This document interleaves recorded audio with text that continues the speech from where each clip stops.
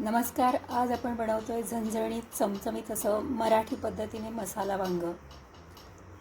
अशी रेसिपी जर तुम्ही बनवली तर परत परत नक्की बनवाल. खूप छान असे बनते. त्यासाठी आपण लसूण, खोबरं, दाण्याचा कूट, तीळ, एक चिरलेला कांदा आणि थोडेसे कोथिंबीरीच्या काड्या असं सगळं मसाल्यासाठी घेतलं आहे. वांग्याला असे छान मध्ये चिरून घेतलं आहे. तुम्ही मागच्या साईडने चिरा देऊ शकता. अशा चिरा द्यायच्या आणि पाण्यामध्ये ठेवायचं.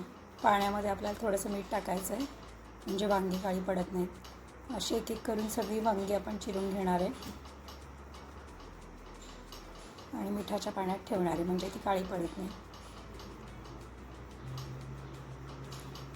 कढईमध्ये अगदी थोडंसं तेल टाकलं आहे आणि त्याच्यामध्ये चिरलेला कांदा छान असा ब्राऊन होईपर्यंत परतून घेणार आहे. ब्राऊन झाला की तो काढून घ्यायचा आपल्याला आणि त्याच कढईमध्ये खोबऱ्याचे तुकडे टाकायचे. तुकडे पण छान ब्राऊन झाले की त्याच्यामध्ये तीळ टाकायचे, थोडा लसूण टाकायचा आणि हे पण छान परतून घ्यायचं. सगळं काढून घ्यायचं एका प्लेटमध्ये आणि हे सगळे मसाले सगळे छान बारीक असे मिक्सरला वाटून घ्यायचे. अशा प्रकारे वाटण तयार होतं. त्याच्यामध्येच घरगुती मसाला घातला आहे मी आणि थोडा गोडा मसाला टाकते आहे. थोडीशी हळद,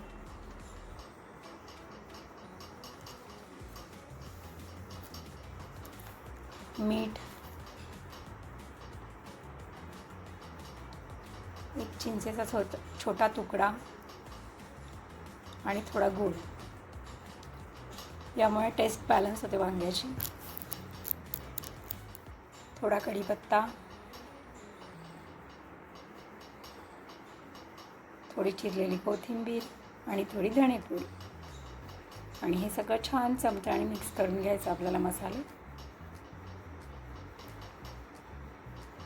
आणि अशा पद्धतीने आपण आता हा मसाला वांग्यामध्ये भरणार आहे. खालपर्यंत भरायचा. भरपूर मसाला भरलेला आहे. असा एक एक करून सगळ्या वांग्यांमध्ये आपल्याला मसाला भरून घ्यायचा आहे.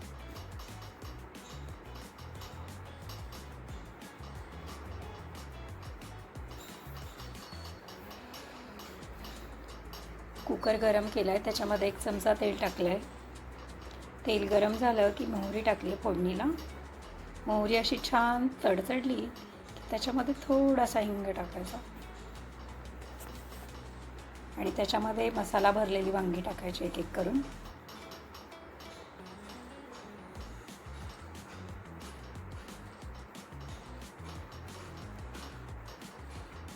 वरनं थोडीशी हळद टाकायची आणि जो उरला मसाला तो सगळा टाकून द्यायचा त्याच्यामध्ये आणि सगळं छान मिक्स करून मस्त परतून घ्यायचं 1 मिनिट असं. अशा प्रकारे परतली वांगी. छान खरपूस वांगे परतली गेली की त्याच्यामध्ये आपल्याला कसं वांगं करायचं आहे, पातळ का घट्ट रस्सा करायचा आहे तसं पाणी ॲड करायचं. आता मी थोडं पातळच करणार आहे म्हणजे भाकरीबरोबर छान खाता येतो. मसाल्याचं पाणी टाकायचं आणि नंतर आवश्यकतेनुसार पाणी ॲड करत जायचं.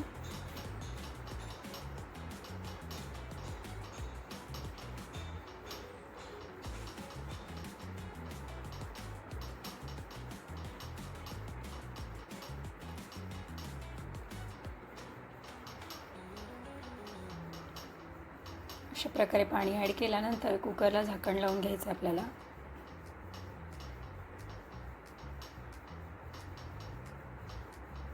आणि 1 शिट्टी येईपर्यंत वांगं शिजवायचं आपल्याला.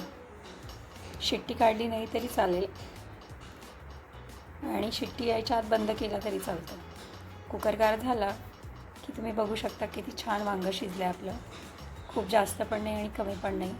वरनं अशी छान कोथिंबीर पेरून घ्यायची आणि एका डिशमध्ये ते काढून घेतो आपण आता.